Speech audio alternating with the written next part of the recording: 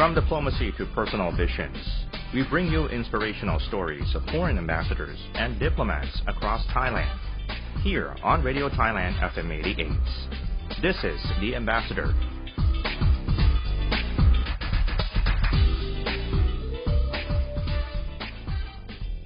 Sawadee ka, and this is The Ambassador, a weekly program that invites foreign ambassadors to share with us diplomatic careers, lifestyles, and visions. I am Kimmy or Kim Paniknisa Grairer, your host. This month marks the 75th anniversary of Thailand's membership in the UN. So here is UN Month Conversations with the United Nations country team in Thailand. This edition, I have an honor to talk to Ms. Gita Sabharwal. She is the UN Resident Coordinator in Thailand, discussing the UN's role and practical contributions supporting Thailand's sustainable development. Sawadee ka, Kun Gita. So please introduce your text here. Thank you, Kun Kim. Let me start by thanking you for inviting me to Radio Thailand FM 88, the Ambassador Program. It's a privilege to be on your show, and it's also a privilege because you've invited our heads of agencies to be part of the program. Let me now, Kun Kim, introduce myself. I'm Gita. I'm the UN Resident Coordinator here in Thailand. I've worked in the space of development for the past 25 years with the Asia Foundation, with the Department for International Development, and with an NGO, a grassroots level organization in my home country in India.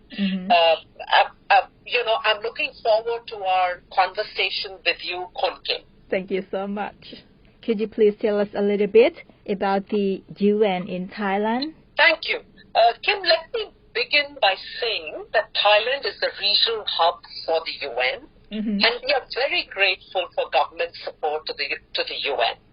This month, I understand, marks the 75th anniversary of Thailand's membership to the United Nations, which is almost as long as the UN has been in existence. Here in Thailand, we've got UN ESCAP, which is the Economic and Social Commission for Asia Pacific, along with more than 40 UN entities. And these 40 entities operate across the Asia-Pacific region to support member states to advance sustainable development goals. The UN country team in Thailand consists of 21 UN agencies, funds, and programs, and they are largely working to bring to bear science-based solutions, global knowledge and best practice, and technical expertise to progress SDGs while leaving no one behind. And Kim, as you know, the reason that we are talking to you as well is UN puts partnerships at the center of its work. And this includes the Royal Thai government, the private sector, civil society, players like yourself, and the people of the country for inclusive, equitable, and sustainable development. And I want to take just a minute to talk about the impressive record that Thailand has with the United Nations. And I wonder whether you remember, Thailand has served as the president of the General Assembly in 1956. It's also been a non-permanent member of the Security Council in 1985. And more recently, in 2010, Thailand was the president of the Human Rights Council. And in fact, just last year, in 2020, Thailand was elected as a member of the ECOSOC, and in 2021 as a member of the Peace Building Commission.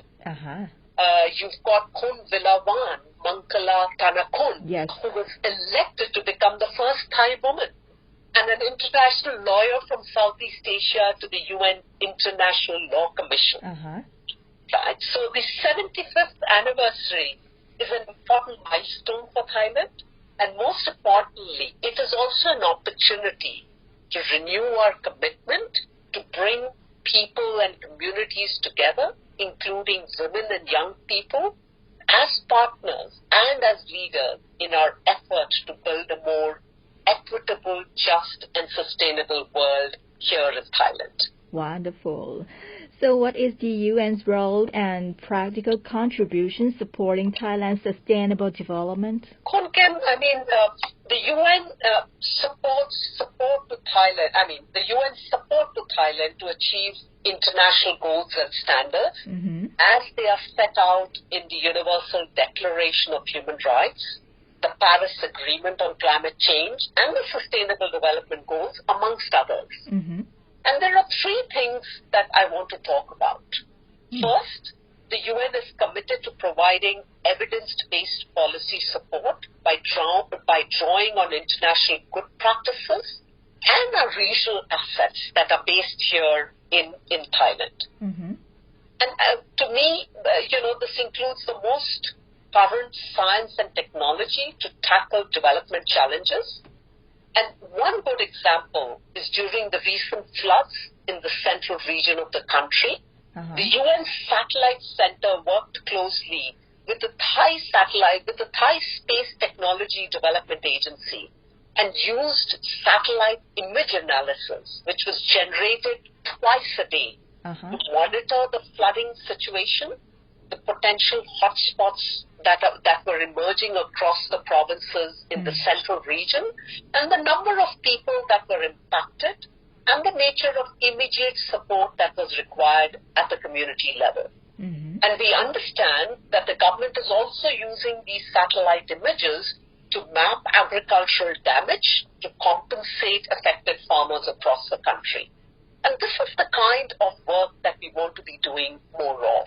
Moving on to my second point, the UN offers integrated development advice, and we attempt to bring together the government, the private sector, and the civil society for strategic action. And the example that I want to talk about here is about the COP26 climate conference.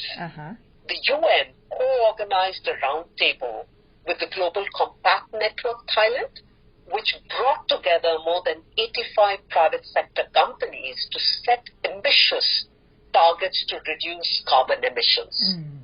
And with the Prime Minister in attendance, the private sector leaders made these commitments to achieving net zero greenhouse gas emissions by 2050, not only through their operations, but also bringing on board their value chains to prioritize environmental responsibility and promote positive consumer behavior.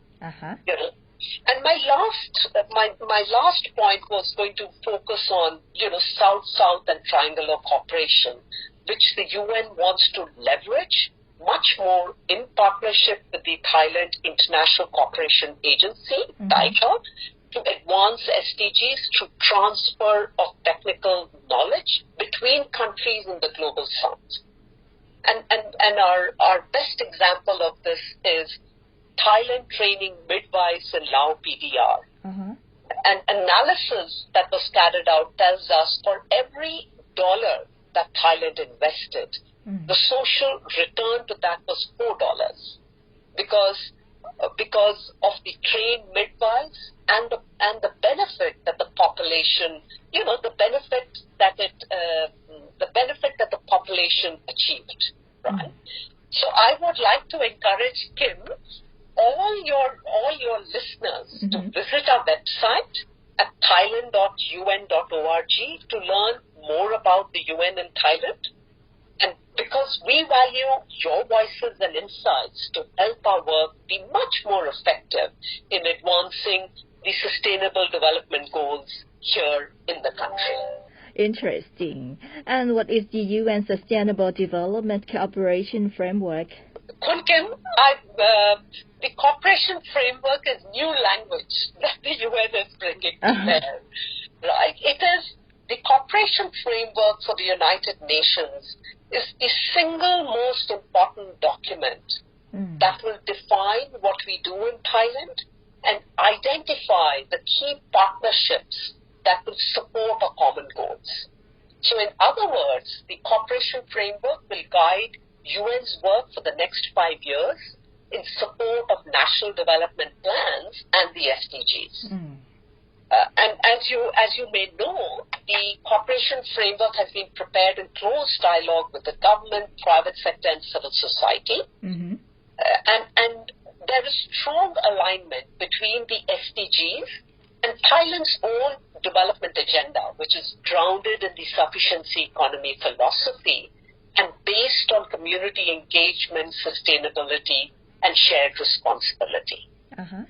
Right? And the last point that I want to raise about the cooperation framework, Khun Kim, is about the three outcomes. The cooperation framework has three outcomes. The first outcome relates to inclusive, green, resilient, low-carbon, and sustainable economy. The second outcome focuses on investing in human capital by strengthening institutions and partnerships and empowering people.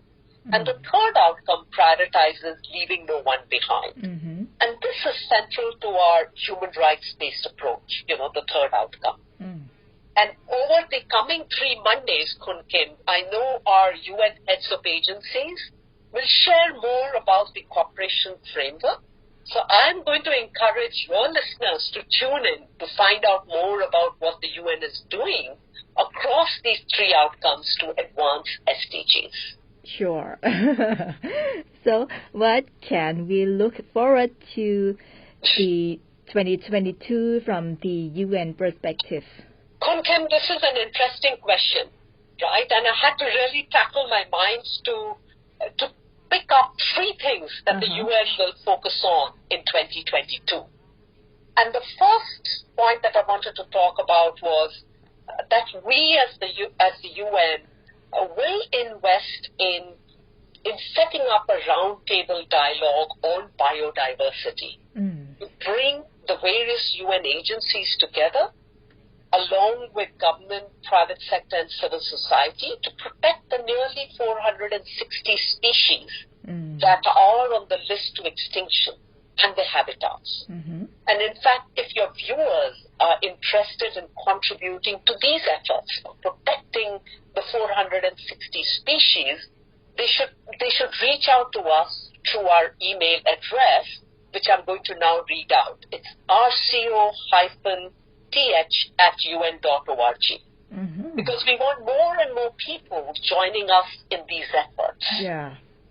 The second thing that I wanted to talk about of what we will focus on, the UN is committed to supporting digital transformation through its partnerships with government and private sector, and with a focus on education and ICT training, alongside supporting young entrepreneurs, including women, to start their own businesses and scale up businesses to create green jobs. Uh-huh. So the first focus is on biodiversity, the second focus is on digital transformation. And our third focus will be to localize sustainable development goals across provinces and cities to translate the SDGs into concrete deliverables for our local citizens, and to support civic engagement and help reconnect government policy and citizens' aspirations. And the idea here is to ensure that the sub-national level strategies and plans are aligned with the SDGs. Uh-huh. On an important note, the UN acknowledges that we need to be held accountable in these efforts, and we will track the results that we deliver and make that information available to the public using UN Info online platform, which is accessible to all in real time. Mm-hmm. So I would end, Khun Kim, by saying that I would encourage your listeners to visit our website at thailand.un.org, and if possible, even follow us on Twitter at UN Thailand. Okay. Thank you for more detail about the United Nations in Thailand, Ms. Gita. Thank you, Khun Kim. Thank you very much, Ms. Gita Sabharwal. For Khun Gita, she has close to 3 decades of development experience working across multiple country contexts in Asia. Thank you again. And to be continued with the UN month, please stay tuned for the next episode. You can always find us at Facebook page Radio Thailand World Service and FM 88 Radio Thailand English. And that's it for the Ambassador program this week. I am Kimmy or Kim Paniknisa Glairek. Have a lovely day. สวัสดีค่ะ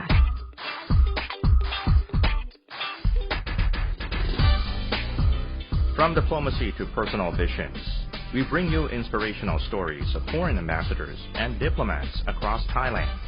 Here on Radio Thailand FM 88. This is The Ambassador.